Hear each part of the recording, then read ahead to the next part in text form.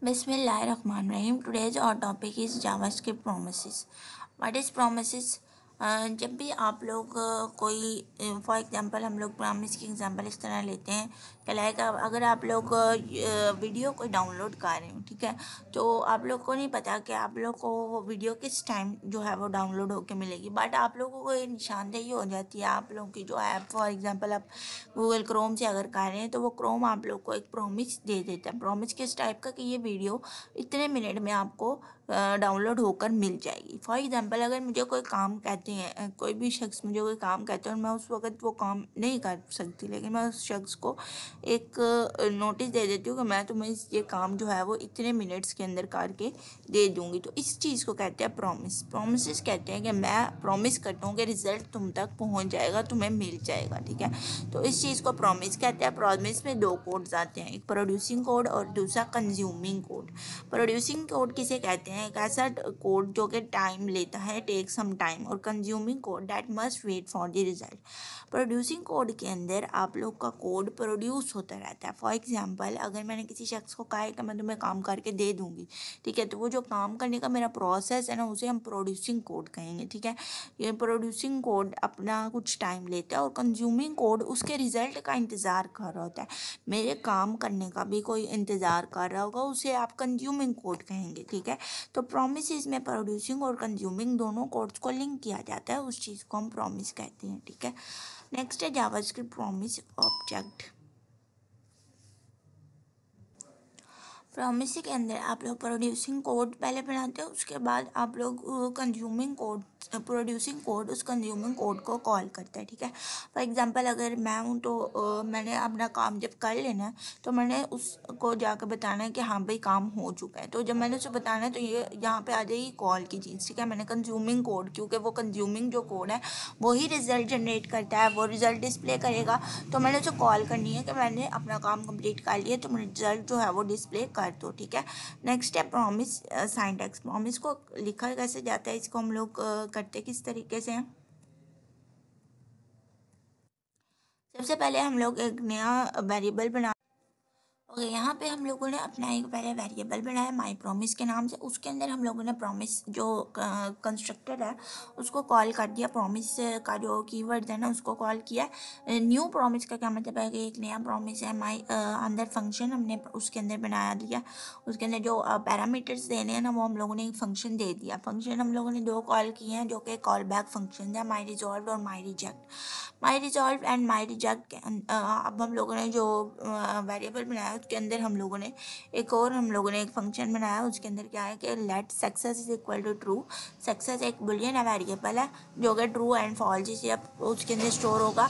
अगर तो सक्सेस की वैल्यू आप लोगों की इफ़ सक्सेस, अगर आप लोगों का सक्सेस कॉल हुआ उससे क्या होगा, ऑपरेशन सक्सेसफुल आप लोगों का माई रिजॉल्व के अंदर जाकर स्टोर हो जाएगा, ठीक है। माई रिजॉल्व एक कॉल बैक फंक्शन है, वो अपने अंदर ऑपरेशन सक्सेसफुल जो है वो स्टोर कर लेगा। अगर तो आपका माई रिजेक्ट कॉल हुआ तो उसके अंदर आपका ऑपरेशन फेड जो है वो जाकर फेड आउट हो जाएगा, ठीक है, एल्स के अंदर। अब नीचे माई फंक्शन है, my promise then dot then लिखा हुआ है। माई प्रॉमिस डॉट देन का क्या मतलब है कि यहाँ पे जो माई प्रॉमिस डॉट देन है, देन जो कीवर्ड है ना वो कह रहा है कि इस वाले फंक्शन के बाद मुझे तुमने एग्जीक्यूट करना है, ठीक है। पहला वाला जो आपका फंक्शन है उसके बाद ये वाला फंक्शन एग्जीक्यूट होगा। और ये वाला फंक्शन क्या कह रहा है कि फंक्शन वैल्यू, फंक्शन यहाँ पे जो वैल्यू आपको मिल रही है वो ले आओ, ठीक है, वरना तो फंक्शन एरर, अगर एरर आ गया तो फिर आप लोग का एरर प्रिंट हो जाएगा, अगर वैल्यू आ गई तो आपकी वैल्यू प्रिंट हो जाएगी। और ये वाला कौन सा कॉल करेगा, सक्सेस हैंडलर। ये माई रिजॉल्व की जो वैल्यू है वो आप लोग की फीड आउट होगी इसके अंदर, ठीक है। और माई रिजेक्ट की जो वैल्यू है वो जो कि एरर है उसकी वैल्यू, ठीक है, तो वो जो आपकी फीड आउट होगी यहाँ पे। अच्छा, ये माई रिजॉल्व की जो वैल्यू है वो आप लोग की क्या है, operation successful. And my reject की जो वैल्यू है वो आप लोगों के पास क्या, ऑपरेशन फेल्ड, ठीक है। तो इसको एग्जीक्यूट करके देखते हैं।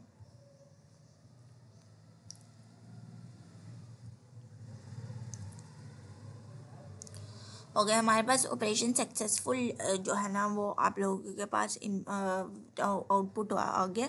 मतलब ये जो आप लोग का कोड है ये सक्सेसफुली रन हो चुका है, ठीक है। फॉर एग्जांपल अगर आप लोग इसके अंदर कोई भी चीज़, फॉर एग्जांपल यहाँ पे हम लोग इसको नहीं डालते, या फिर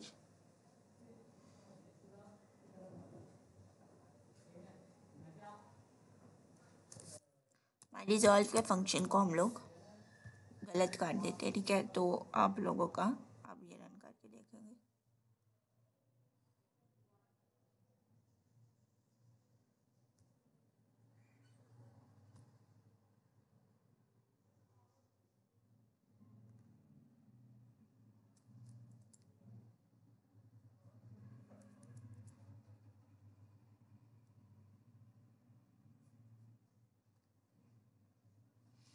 ओके, ये अब रन हो चुका है, बट यहाँ पे जो है ना आपकी माई रिजेक्ट की वैल्यू उसने इम्प्लीमेंट नहीं की। फॉर एग्जांपल अगर हम इसको बाहर निकाल दें,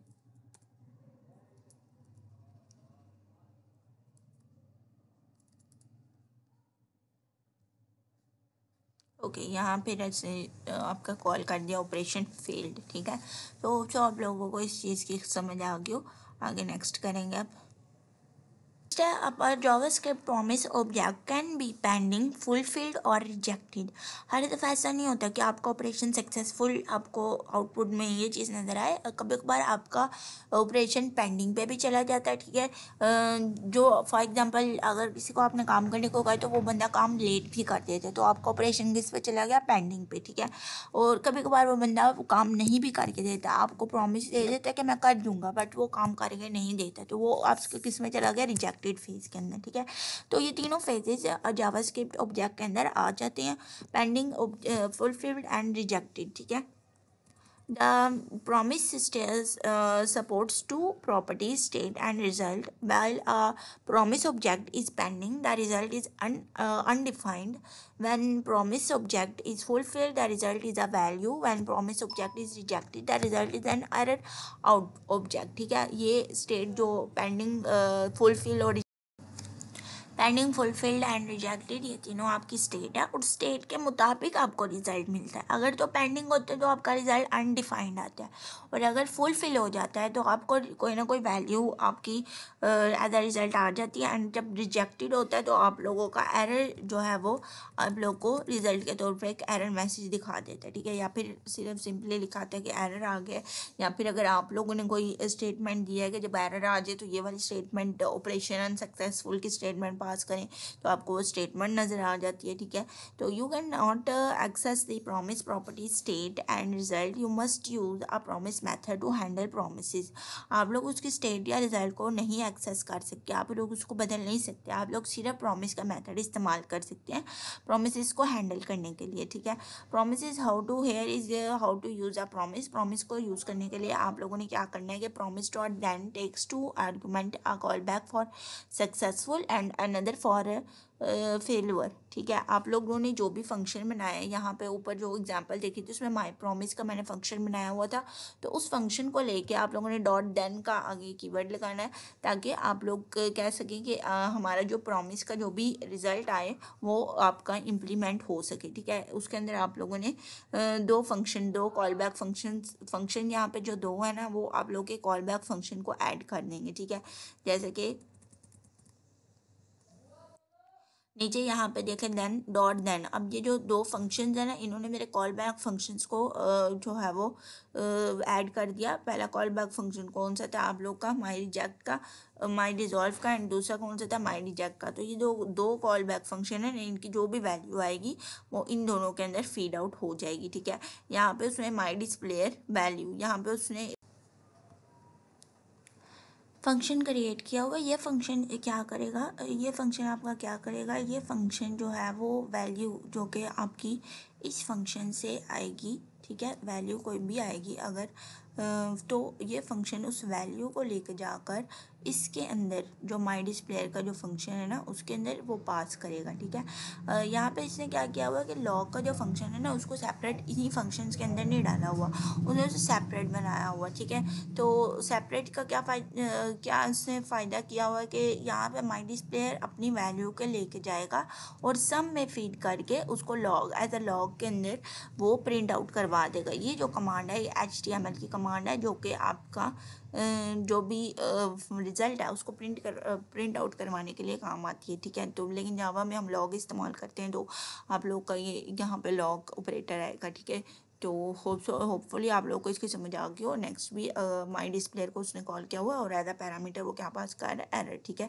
तो ये जो एरर है ये इस डिस्प्ले कहाँ से आप लोगों के पास होगा, इस सम में जाकर ये स्टोर हो जाएगा और आप लोगों का, क्योंकि ये एज अ यहाँ पे पैरामीटर है और यहाँ पे एज अ आर्गूमेंट दिया हुआ है, तो ये आप लोगों का यहाँ पे जाके सम में स्टोर हो जाएगा और सम जो है वो इन दोनों में से कोई भी एक चीज़ अगर आप लोग का सक्सेसफुल हुआ तो कोई ना कोई वैल्यू ये जो है वो आप लोग को शो कर देगी, और अगर अनसक्सेसफुल हुआ तो ये एरर जो है ना वो आप लोग को शो कर देगी, ठीक है। अगर सक्सेसफुल हुआ तो ओके, अगर अनसक्सेसफुल हुआ तो एरर शो कर देगी। तो होपफुली आप लोग को इसकी समझ आ गई हो, ठीक है। नेक्स्ट देखते हैं।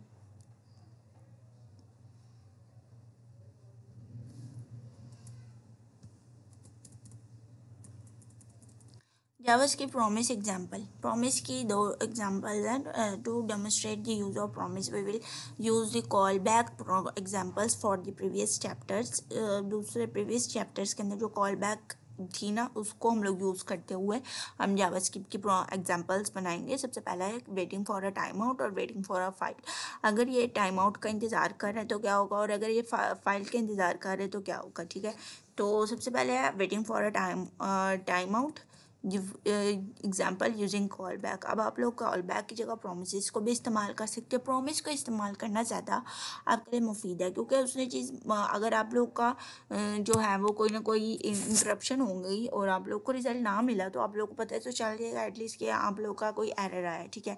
तो लेकिन कॉल बैक के अंदर आप लोग को कोई चीज़ इस किस्म की पता नहीं चलेगी, ठीक है। तो यूजिंग अ प्रॉमिस हम लोग देखते हैं। कॉल बैक वाला सेम पिछले चैप्टर्स की तरह ही है जो हमने कॉल बैक पढ़ा था, ठीक है। तो हम लोग यूजिंग अ प्रॉमिस से एग्जांपल देखते हैं।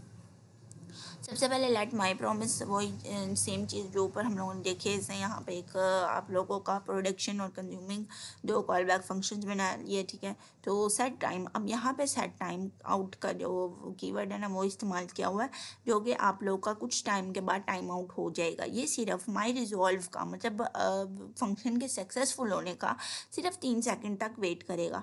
अदरवाइज़ ये आप लोगों को माई रिजेक्ट का जो फंक्शन है ना वो कॉल कर देगा, ठीक है। तो इसको हम लोग एक दफ़ा इम्प्लीमेंट करके देखेंगे। ओके, यहाँ पे आप मैंने पूरा कोड लिख दिया, ठीक है। यहाँ पे क्या है कि आप लोगों का set time out function my resolve जो है वो आप लोगों का आई लव यू शो करेगा, और ये उसने सिर्फ 3 सेकेंड्स के अंदर अंदर ही 3 सेकेंड्स का उसे टाइम मिलेगा। सिर्फ 3 सेकेंड्स के बाद अगर उसने ना शो किया तो माई रिजेक्ट कॉल हो जाएगा, ठीक है। और माई रिजेक्ट जो है वो कोई ना कोई एरर मैसेज को शो कर देगा, ठीक है। तो यहाँ पे आप लोगों का माई रिजेक्ट का फंक्शन भी हम लोग इसके अंदर बना लेते हैं, ठीक है। सबसे पहले आपने फंक्शन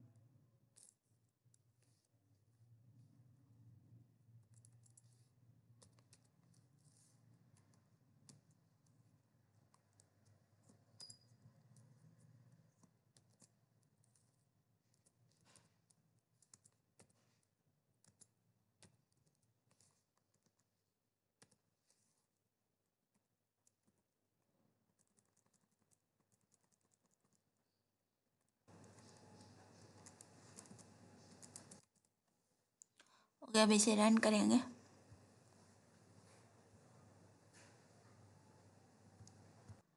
ओके, यहाँ पे मैंने अपना रिजेक्ट का कोड बना लिया है, जो कि यहाँ पे आप देख सकते हैं माई रिजेक्ट एरर, और नीचे फंक्शन भी मैंने बना लिया है। फंक्शन भी मैंने बना लिया है, कंसोल में एरर को कॉल भी कर दिया। बट रिजेक्ट के बगैर हम लोग पहले इसको चलाएंगे, ठीक है। इसको पहले रन करेंगे तो देखेंगे आपका, फिर से रन करते हैं एक दफ़ा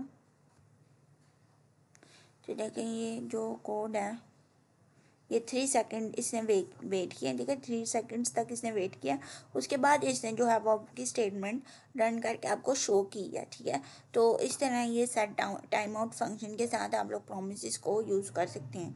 अब क्या है कि एरर के साथ हम लोग माई रिजेक्ट के साथ फंक्शन के साथ इसको चला कर देखेंगे। So let's start.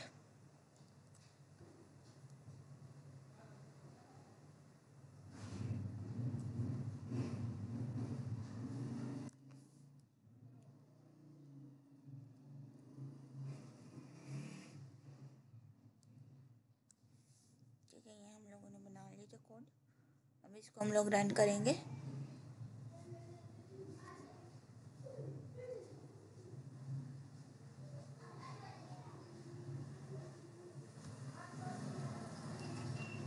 इसमें कोई एरर आ रहा है वो देख लेते हैं। तो यहाँ पे मैंने एरर को रिमूव कर दिया, ठीक है। तो अब इसको रन करके देखेंगे।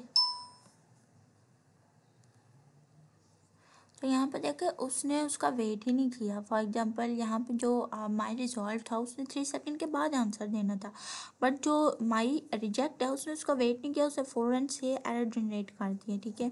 क्योंकि इस यहाँ पे मैंने रिजेक्ट के साथ इसलिए नहीं आप लोगों का ये यूज़ किया क्योंकि उसने साथ ही एरर जनरेट कर देना, तो उसने 3 सेकंड तक वेट ही नहीं किया क्योंकि उसके ऊपर आपने वेट लगाया ही नहीं है। अगर आप लोग यहाँ पे सेट टाइम आउट जो है वो उसके ऊपर भी लगाएंगे तभी रिजेक्ट ने जो है वो 3 मिनट्स तक वेट करना है, 3 सेकंड्स तक वेट करना है। 3 सेकंड के बाद वो देखेगा कि आपको सोल्यूशन मिला है, मतलब आपकी जो स्टेटमेंट है माई रिजॉल्व की वो सक्सेसफुली रन हुई है या नहीं हुई, वरना तो फिर उसने क्या दे देना है, एरर दे देना है, ठीक है। तो 3 सेकंड्स की उसके ऊपर भी टाइम आउट 3 सेकंड्स का हम लोग सेम टोटली लगाएंगे, ठीक है। ओके, नेक्स्ट करते हैं। नेक्स्ट हमारे पास क्या है, वेटिंग फॉर अ फाइल। अगर एक फाइल को आप लोगों ने कॉल बैक फंक्शन से लोड करवाना हो, ओपन करवाना हो, तो आप लोग कैसे करेंगे। सबसे पहले आपने एक फंक्शन बनाना है, उसका नाम रख देते हैं गेट फाइल।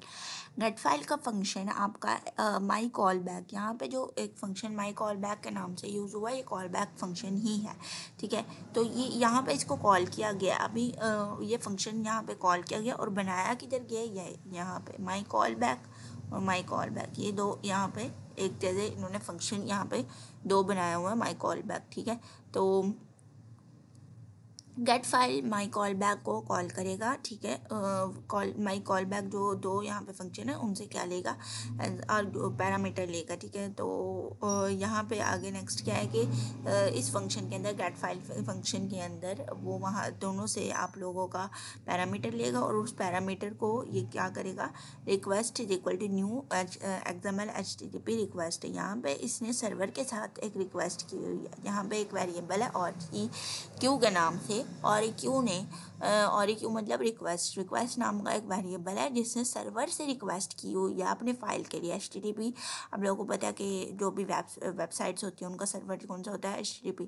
तो HTTP से इसने रिक्वेस्ट की हुई है, ठीक है। सर्वर से क्या रिक्वेस्ट की हुई है कि रिक्वेस्ट डॉट ओपन, मेरी चीज़ को ओपन कर दो। और यहाँ पे गेट का मेथड इस्तेमाल किया हुआ, तो ओपन के अंदर गेट का मेथड इस्तेमाल किया और गेट क्या करना है, MyCart.html को, ठीक है। तो इधर तक तो इसकी रिक्वेस्ट होगी, ठीक है। आगे अब इस रिक्वेस्ट को लोड करना है, ठीक है। Request dot on load is equal to function, ठीक है। यहाँ पे अब एक फंक्शन बनाया गया। अब फंक्शन के अंदर क्या है, if request dot status is equal to 200, अगर इस रिक्वेस्ट का जो स्टेटस है वो 200 आए तो तुमने क्या करना है, तुमने रिस्पॉन्स टेक्स्ट सेंड कर देना है, ठीक है। रिस्पॉन्स टेक्स्ट अब किसके पास जाएगा, रिस्पॉन्स टेक्स्ट आपका रिस्पॉन्स टेक्स्ट आप लोगों का यहाँ पे जाएगा, ठीक है। यहाँ पे आपका रिस्पॉन्स टेक्स्ट जाएगा, ठीक है। अगर तो स्टेटस आपका 200 है, एल्स अगर आप लोगों को एल्स अगर कोई ना कोई एरर है, ठीक है। तो एरर आप लोगों का plus status request, error plus status request का क्या मतलब है, कॉन्केटिनेशन हुई है, ठीक है। और स्टेटस रिक्वेस्ट आपकी क्या है, 200, ठीक है। तो आप लोग को ऐसे शो हो जाएगा कि एरर डॉट उस कॉलन 200 के एरर आया 200 वाले स्टेटस रिक्वेस्ट के अंदर, ठीक है। तो आप लोग को इस तरह होकर ये शो हो जाएगा, ठीक है। तो देन लास्टली क्या है कि रिक्वेस्ट डॉट सेंड, ये जो कीवर्ड है ना रिक्वेस्ट डॉट सेंड, ये एक्चुअली आप लोगों का अब ये रिक्वेस्ट को HTTP के अंदर सेंड कर देगी, ठीक है। ये पूरे मेथड को HTTP के अंदर सेंड कर देगी। नेक्स्ट लिया है गेट फाइल माई डिस्प्लेयर। माई डिस्प्लेयर आप लोगों का इस चीज़ को डिस्प्ले कर देगा। माई डिस्प्लेयर एक अलग फंक्शन है, यहाँ पे उस फंक्शन को स्पेसिफाई नहीं किया गया, लेकिन वो एक अलग फंक्शन है जिसके अंदर आपका कंसोल डॉट लॉग होगा और जिससे गेट फाइल का जो भी आउटपुट आएगा उसको उसने शो कर देना है, चाहे वो एरर का आउटपुट हो या चाहे वो सक्सेसफुल फंक्शन का आउटपुट हो। तो अब जो आप लोग को इसकी समझ आ गई हो कि ये कैसे वर्क करता है। नेक्स्ट देखते हैं। नेक्स्ट है एग्जाम्पल यूजिंग प्रॉमिस। अब वही एग्जाम्पल हम लोगों ने प्रॉमिस यूज़ करते हुए करनी है, ठीक है। तो प्रॉमिस आप लोगों का सबसे पहले तो जो आप लोगों को मैं ऊपर से बताती आ रही हूँ कि सबसे पहले माई प्रॉमिस का आपने वेरिएबल बनाना है, उसके अंदर प्रॉमिस का आप लोगों ने मेथड जो है वो पास करना है। उसके अंदर आपने दो फंक्शन बनाने हैं, कॉल बैक फंक्शन होंगे रिसोर्स और रिजॉल्व एंड रिजेक्ट के, ठीक है। बाकी यहाँ से लेके यहाँ तक आपका कोड वैसे ही आएगा, बट जो आप लोगों का रिजॉल्व रिस्पॉन्स का था, जहाँ पे अगर आपको रिस्पॉन्स आ जाता तो ऑपरेशन सक्सेसफुल हो जाता तो आपने रिस्पॉन्स सेंड करना, तो वो आपका कोड बन जाएगा माई रिजॉल्व का। और जहाँ पे आपका एरर आना था तो वो वाला आपका कोड बन जाएगा माई रिजेक्ट का, ठीक है। तो रिक्वेस्ट डॉट सेंड यहाँ पे आप लोगों ने सेंड कर दिया ना, प्रॉमिस डॉट देन के ऊपर आप लोगों ने माई डिस्प्ले और उसके अंदर वैल्यू जो है वो उसको वैल्यू पास करवा देनी है, ठीक है। तो माई डिस्प्लेयर को लास्ट के अंदर लॉग के अंदर हम लोग प्रिंट आउट कर देंगे, ठीक है। तो हम लोग इसको एक दफ़ा वीएस के ऊपर रन करते हैं। तो यहाँ पे मैंने अपना कोड लिख लिया, ठीक है। ये हम लोगों ने स्क्रिप्ट के अंदर ये सारा अपना कोड डाला है, ठीक है, जो मैंने आपको पीछे कहा था। तो यहाँ पे मैंने HTML इस्तेमाल किया। क्यों HTML इस्तेमाल किया? क्योंकि यहाँ पे जो एज XML HTTP रिक्वेस्ट का जो था ना कीवर्ड, वो बगैर HTML के आपका यूज़ ही नहीं होता, ठीक है। क्योंकि जावास्क्रिप्ट एक स्क्रिप्टिंग लैंग्वेज है, तो ये HTML के साथ ही यूज़ होती है, तो बगैर आप लोग उसको इस्तेमाल ही नहीं कर पा रहे थे, ठीक है। तो इसलिए मुझे यहाँ पे HTML डालनी पड़ी है थोड़ी सी। तो HTML के अंदर ज़्यादा हम लोगों ने कुछ नहीं डाला, सिर्फ HTML की हेड डाला। उसके अंदर बॉडी के अंदर हम लोगों ने पी टैग डाला। पी टैग के अंदर हम लोगों ने पी टैग ना पैराग्राफ के लिए इस्तेमाल होते हैं, ठीक है। उसके अंदर ID is equal to demo, demo को हम लोगों ने कॉल किया, ठीक है। तो वो डेमो कहाँ से आया? ये जो हम लोगों का माई डिस्प्लेयर फंक्शन था ना, जिसने कंसोल का जो काम था वो इस फंक्शन ने करना था। इसने फंक्शन ने कंसोल का काम करना था, लेकिन अब हमने HTML डाल दिए तो हम लोग को document dot gate element by ID ये वाला फंक्शन इस्तेमाल करना पड़ा। ये वाला फंक्शन क्या होता है कि डेमो को एज अ ID लो, और डेमो के अंदर क्या स्टोर है? सम की जो वैल्यू है वो डेमो में स्टोर है, और सम की वैल्यू क्या होगी? सम वैल्यू लेगा अपनी यहाँ से माई रिजॉल्व से और माई रिजेक्ट से, ठीक है। तो माई रिजॉल्व की अगर जो वैल्यू आई वो आप लोग की सम में जाकर स्टोर होगी, और माई रिजेक्ट की जो वैल्यू आई वो आपकी सम में जाकर स्टोर होगी, ठीक है। तो आप लोग को इतना कोड इसका समझ आ गया हो। बाकी हम लोगों ने यहाँ पे स्क्रिप्ट इस्तेमाल किया हुआ है। स्क्रिप्ट का कीवर्ड आप लोग तब इस्तेमाल करते हो जब HTML के अंदर आपने जावास्क्रिप्ट लगानी होती है, ठीक है। तब आप लोग स्क्रिप्ट का कीवर्ड स्टार्ट में भी इस्तेमाल करते हो और यहाँ पे लास्ट में भी आप लोग इसको टैग को इस्तेमाल करते हो, ठीक है। तो हम लोग इसको रन करेंगे। यहाँ पे हम लोग इसको इस जो कंपाइलर उस पर रन नहीं कर पाएंगे, तो हम लोगों ने इसको लाइव सर्वर के साथ रन करना है, ठीक है। तो इसको हम रन करते हैं। ओके, इसने मुझे दे दिया अपना आउटपुट। इसने यहाँ पे आपका आउटपुट जो आया वो है फाइल नॉट फाउंड, कि फाइल आप लोगों की फाउंड नहीं हुई है। क्यों फाउंड नहीं हुई है? फाउंड इसीलिए नहीं हुई है क्योंकि यहाँ पे जो फाइल जिस फाइल की रिक्वेस्ट की जा रही है ना, माई कार डॉट HTML, वो मेरे पास है ही नहीं, वो मैंने कंप्यूटर में बनाया ही नहीं है, ठीक है। तो जिसकी वजह से एक एरर जनरेट हो रहा है, और एरर क्या कह रहा है? फाइल नॉट फाउंड, ठीक है। अब फॉर एग्जाम्पल से यहाँ पे हम लोग एक फ़ाइल बना लेते हैं कार्ड्स डॉट HTML की, ठीक है। इसमें मैं थोड़ी सी HTML लिख देती हूँ ताकि आपको अच्छी समझ आ जाए इस चीज़ की। तो यहाँ में बॉडी में हम थोड़ी सी HTML लिख देंगे।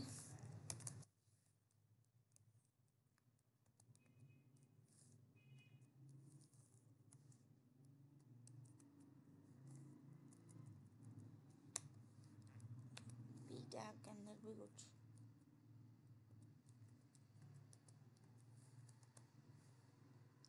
ठीक है। ये थोड़ी सी हमने HTML लिख दी। अब इस फाइल को हम लोग गेट करवाएंगे, ठीक है। तो इस फाइल को गेट करवाने के लिए मुझे सिंपली इस फाइल का नेम थोड़ा सा चेंज करना पड़ेगा। तो मेरी फाइल का नाम है कार्ड्स डॉट HTML। तो यहाँ पे माई कार्ड्स था तो मैं इसको चेंज कर लूँगी कार्ड्स डॉट HTML। अब मेरी फाइल बन चुकी है। अब इसको हम लोग लाइव सर्वर से चलाएँगे और देखेंगे अपनी फ़ाइल रन हुई है या नहीं। ओके देखें, हमारी फाइल गेट कर ली गई है और गेट करने के बाद ये हमारी ना थोड़ी सी हेडिंग थी और ये मेरा पी टैग के अंदर लिखा हुआ था, तो वो दोनों चीज़ें मेरी रन हो चुकी है। तो होप सो आप लोग को इस चीज़ की समझ आ गई हो। नेक्स्ट हमारा जो टॉपिक है वो है